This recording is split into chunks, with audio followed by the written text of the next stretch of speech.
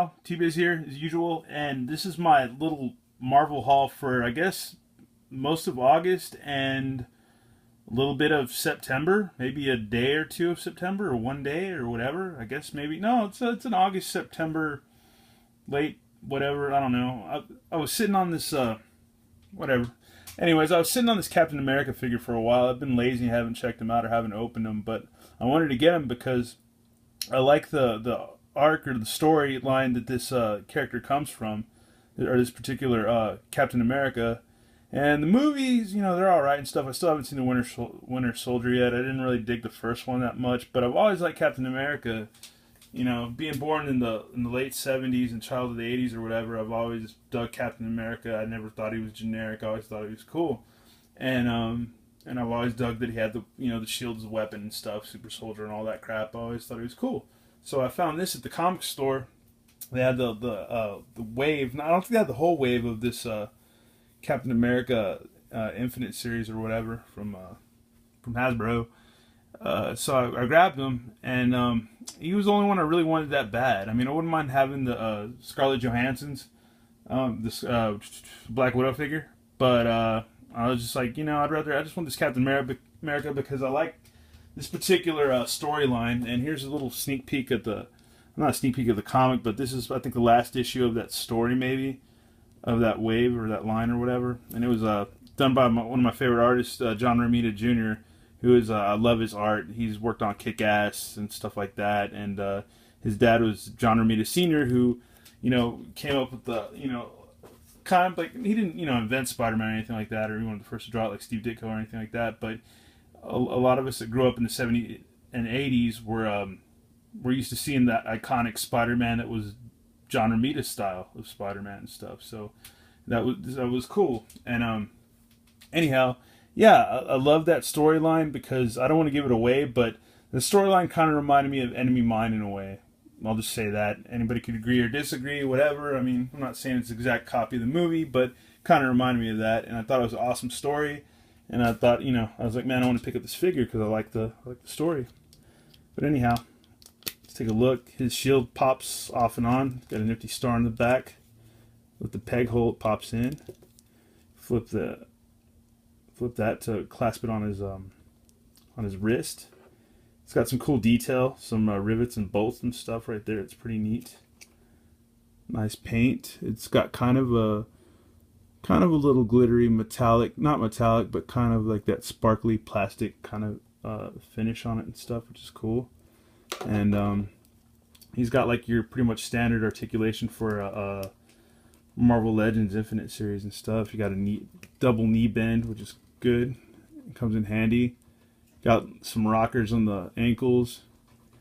You can do some ballet with his feet right there.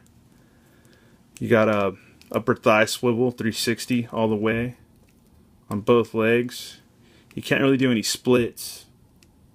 You can't get all Van Damme with them or anything like that. And a little bit of ab crunch, not much. Not much. Oh yeah, all right, cool.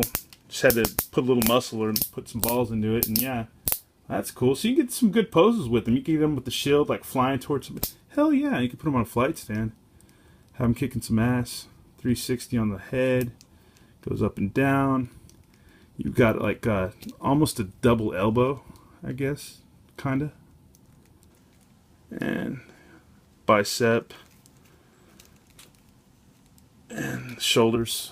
Swivel 360. It's all 360s up in here. And you've got the hands can go limpy and go up, and they can 360 there. So that's pretty cool. That's pretty nifty.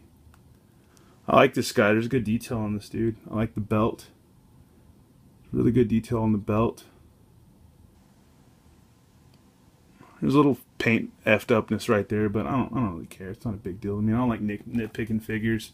If you're gonna nitpick figures, it's like, come on, man, really? What was it? The figure I had when I was a kid? It was Lando Calrissian with the wonky eye or with the lazy eye, And that's the Lando I had, so you just had to deal with them, And not every figure that's gonna be manufactured is gonna be perfect. So it's one of my biggest pet peeves on dudes that do reviews.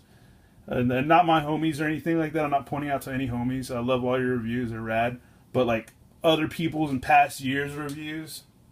If you nitpick about certain things, you know, I don't know. I just don't like when people nitpick figures too hard. You know, it just annoys me because they're mass manufactured, mass produced, and of course they're going to be messed up in a certain way. But anyhow, let's kind of go on down to what I was talking about from that storyline, because it does feature the little spoiler, Arnim Zola in this comic story. Oh, this is number 8. It was of the reboot and stuff. But yeah, but anyhow, but I guess this is, I don't know if this is the first appearance of Arnim Zola in this issue. Anybody who knows could tell me. This is 209 of Captain America and the Falcon.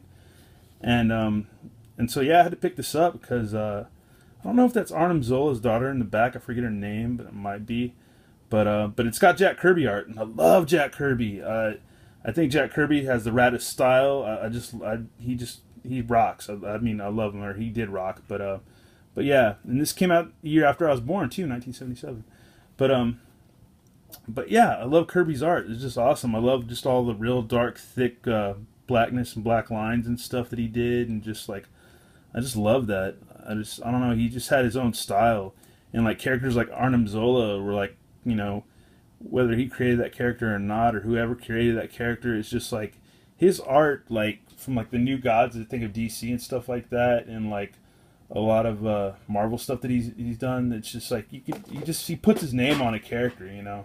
He really does, and I love Jack Kirby. But anyways, I got that too. Got that not too long ago because I wanted to check it out.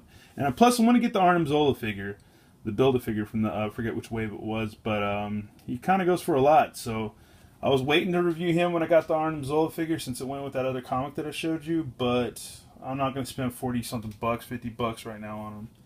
I'm just not going to do it. But not yet, at least.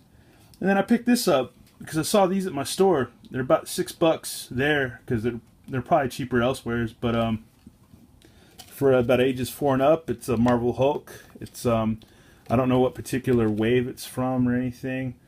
I don't know if you could consider this like a Sofubi or something like that. It's like vinyl, but it's not soft vinyl or anything, but it is vinyl.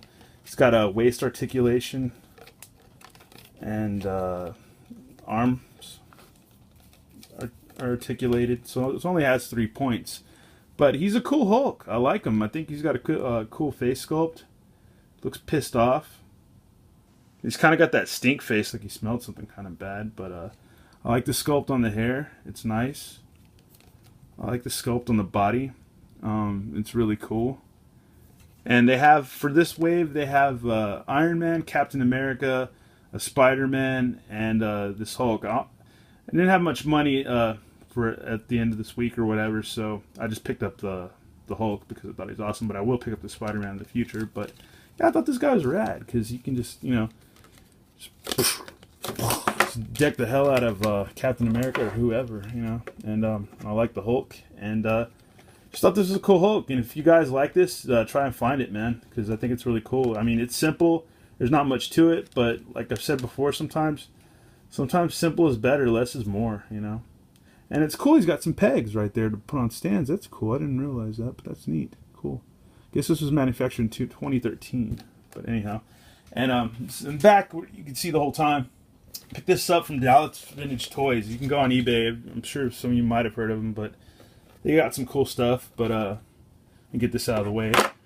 But yeah, I got this for a pretty decent price at on a buy it or a offer or whatever on Dallas Vintage Toys, and it's a Spider-Man mask. I don't know how old it is. It doesn't have a date on it. It's a Ben Cooper mask. I like the cool, cheesy, old school Ben Cooper logo right there. And it's pretty ghetto. I want to make a knockoff Spider-Man costume for Halloween, and I figured this would be perfect for it. This would be the perfect mask. And it's a full-headed mask, so it goes around your whole noggin. I don't know if it'll fit on mine, but since I shaved my head and stuff, it might. So it actually fit on Mike's head pretty good, and he's got a full head of hair, so yeah, so it'll probably work. But anyways, guys, that's a look at my little Marvel haul for the month.